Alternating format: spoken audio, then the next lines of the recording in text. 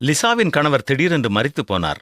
எவ்வளவோ முயற்சி எடுத்தாலும் அவள் கணவனை பாதித்த புற்றுநோய் வியாதி கொஞ்சம் கொஞ்சமாக அவர்கள் எதிர்பார்த்த காலத்திற்கு முன்னதாகவே மரணத்தை சந்திக்கச் செய்தது. மிகவும் தனிமையில் வாடிக்கொண்டிருந்த அவள் ஒரு நாள் தன்னுடைய அலமாரியை அடுக்கிக் கொண்டிருந்த பொழுது சிறிய தாளில் தன் கணவனின் கையெழுத்தைக் கண்டாள்.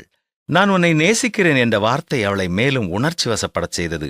கணவனின் பழைய உடைகளை எடுத்த பொழுது அங்கே அவள் கைகளில் கிடைத்த வாசகங்களும் you are my dream, I am with you, இந்த வாசகங்களும் அவள் கணவனின் அன்பை பிரதிபலித்தன. இவையெல்லாம் அவளை ஓரளவு அமைதிப்படுத்தியது.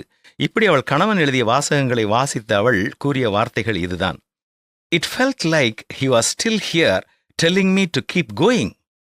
அவர் இப்படி என்னை குறித்து எழுதிய வாசகங்கள் வீட்டின் பல இடங்களில் எனக்கு கிடைத்த பொழுது அவர் என்னோடு இருப்பது போல நான் உணர்ந்தேன். நீ தொடர்ந்து துணிந்து செல் என்று என்னை உற்சாகப்படுத்துவது போல நான் புரிந்து கொண்டேன் என்று கூறினாள். நம்முடைய பாவங்களுக்காக மரித்த இயேசு கிறிஸ்துவும் உயிரோடு எழுந்து பரலோகம் சென்று விட்டாலும் தொடர்ந்து பரிசுத்த வேதம் மூலம் நம்மோடு பேசிக்கொண்டேதான் இருக்கிறார். வாழ்வில் எந்த ஒரு காரியத்தை குறித்து நாம் கவலை கொள்ளும் பொழுதும் அதை குறித்து பரிசுத்த வேதம் மூலம் நம்மோடு பேசுகிறார்.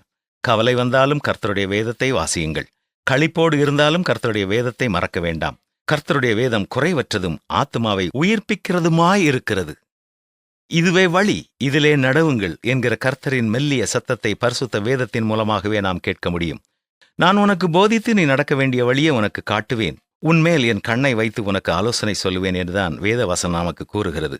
இன்று நமது சூழ்நிலை எதுவாக இருந்தாலும் அவர் சத்தத்தை கேட்க பரிசுத்த வசனத்தை நாம் வாசிப்போமா?